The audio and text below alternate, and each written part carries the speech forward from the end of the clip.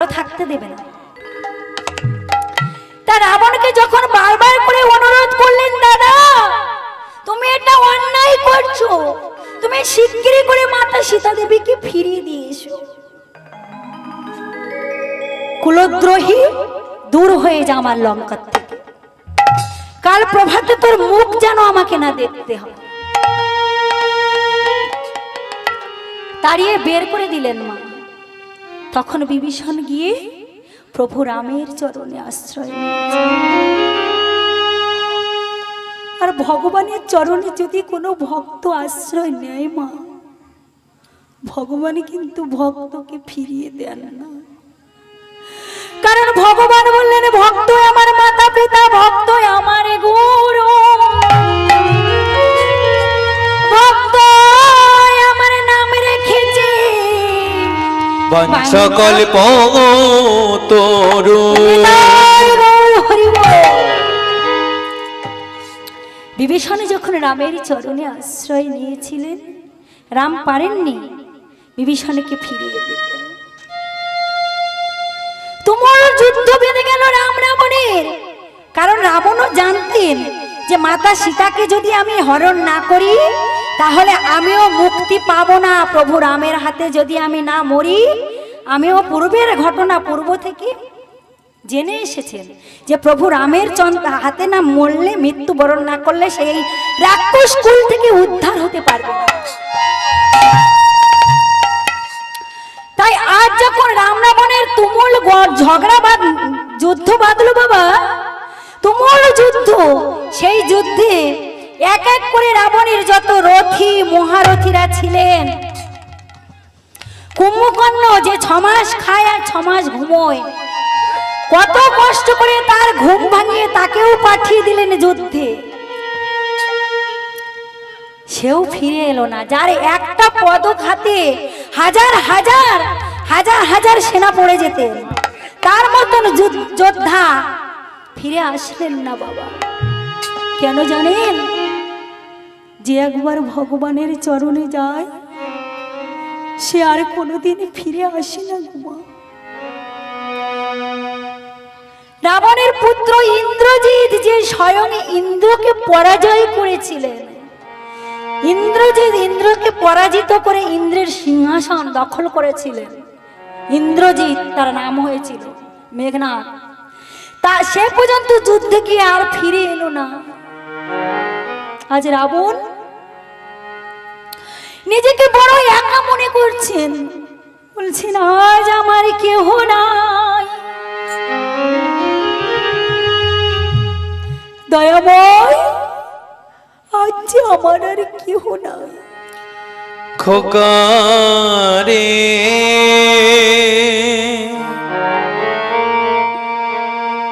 ফিরে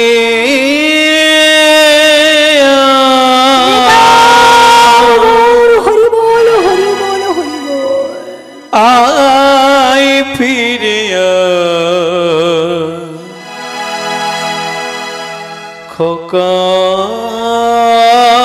খোকারে। ও বাবা, রাবণ একাকিনী, আজ তার আর যুদ্ধে যাওয়ার মতন কেউ নাই। একে একে যত রথী মহারথী বড় বড় সেনারা ছিল সবাই চলে গেল, মেঘনাদ চলে গেল, কুম্ভকর্ণ চলে গেল, আজ আর যুদ্ধে যাওয়ার মতন কেউ নাই। রাবণ একাকিনী লঙ্কার বাগানে বসে বসে রাজা তোমা সকলের সামনে বসে কাঁদতেও পারেন না, কারণ সে যে রাজা। আর যদি সে ভেঙে পড়ে তাকে দেখলে প্রজাদের দশা কেমন হবে। তাই রাবণ নির্জনে যাতে কেউ না দেখতে পায় লঙ্কার বাগানে বসে একাকিনী কাঁদছে, বলছেন আজ আমার কেহ নাই, কেহ নাই, দয়াময় ওগো দয়াময় আজ আমার আর কেহ নাই। দয়াময় একে একে তোমার চরণে সবাই চলে গেল, কিন্তু আমি জানি না কবে আমি তোমার চরণে আসব? কবে তুমি আমায় ডাক পাঠাবে? বলো গো ভগবান, তুমি কবে আমার ডাক পাঠাবে? আমি কবে যাব তোমার চরণে? তুমি কি আমাকে তোমার চরণে ঠাঁই দেবে না? ও মা, রাবণও কিন্তু মস্ত বড় ভক্ত ছিলেন রামের, কিন্তু সেটা বলতে পারতেন না ফুটিয়ে। বললে তো তার বংশ উদ্ধার হবে না, সবাই জেনে যাবে। তাই রাবণ একাকিনী বসে নির্জনে কাঁদছেন লঙ্কার বাগানে।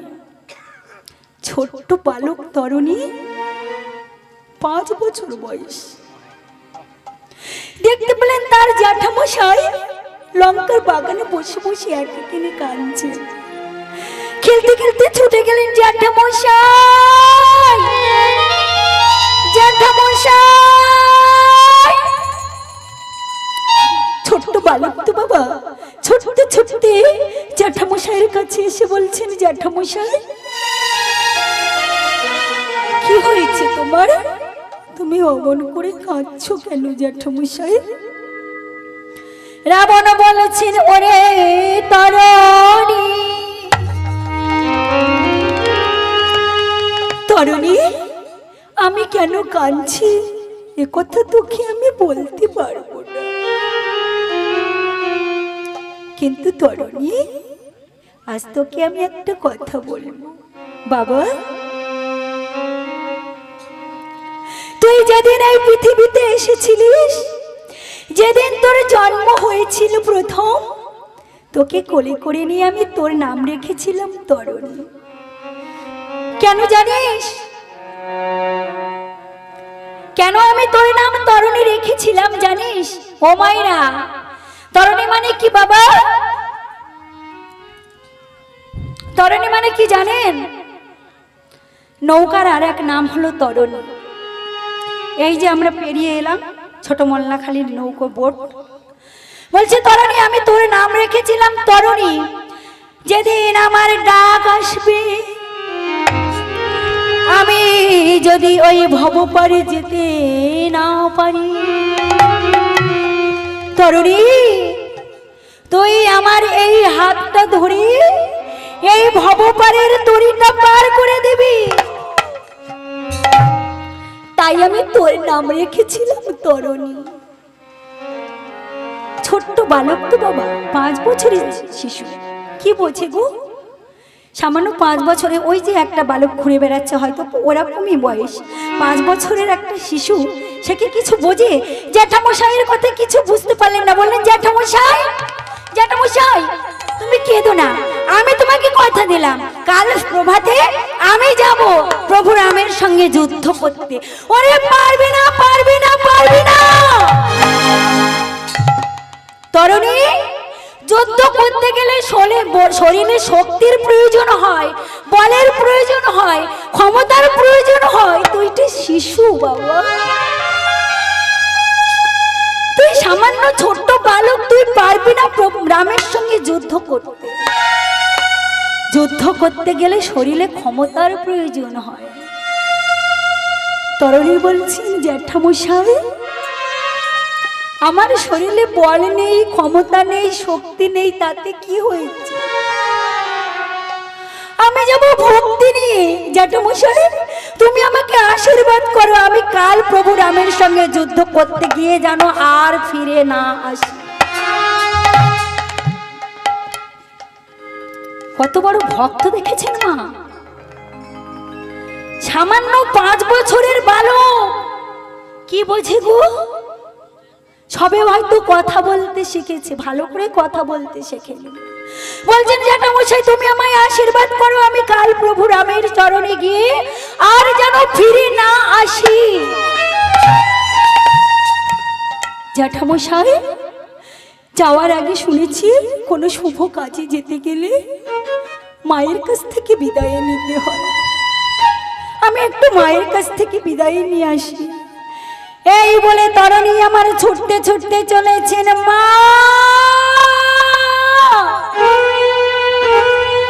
মা,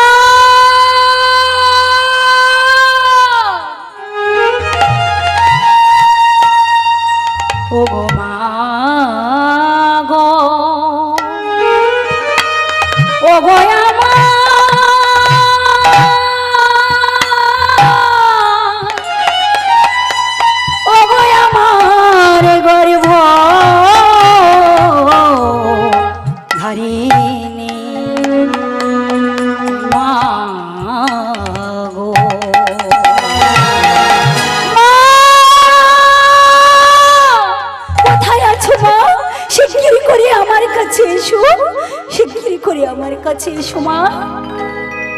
ছোট্ট বালক যেই না ছুটতে ছুটতে চলেছে, মা মা করে চিৎকার করতে করতে শর্মা দেবী ছুটে এসে বলছেন, তরুণী কি হয়েছে বাবা, তুই এমন করে ডাকছিস কেন আমায়? মা মা, তোমার কাছে আমি একটা জিনিস চাইতে এলাম, শেষবারের মতো। কোনোদিন তোমার কাছে তো কিছু চাইনি মা, আজ তোমার কাছে আমি একটা জিনিস চাইতে এসেছি। আর কোনোদিন চাইবো না, কোনোদিন তোমায় মা বলে ডাকবো না। ও মা, ভাবুন তো, যদি আমাদের ঘরের শিশুরা আমাদের সম্মুখে এসে বলে, মা আমি আর কোনোদিন তোমায় মা বলে ডাকবো না, শেষবারের মতো তোমার কাছে এলাম, কতটা কষ্ট হবে বলুন তোমার? মাতা শর্মা দেবী বলছেন, চুপ কর, এটা কি বলছিস তরুণী? 7 নয় 5 নয়, একটি মাত্র নয়নের মনি আমার। ওরে তুই চুপ করে, তুই এরকম করে বলিস না বাবা। কি হয়েছে তোর, আমার কাছে খুলে বল, কি হয়েছে বল বাবা।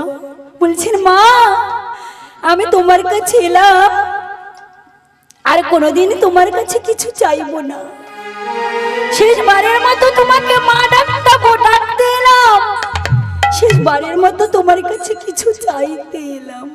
তরুণী তুই চুপ করে, কি কথা বলছিস তুই? মা তোমার কাছে আজ আমি কি চাইতে এসেছি জানো? তোমার কাছে ভারী ভারী গহনা চাইবো না, নতুন নতুন জামা কাপড় চাইবো না মা, তোমার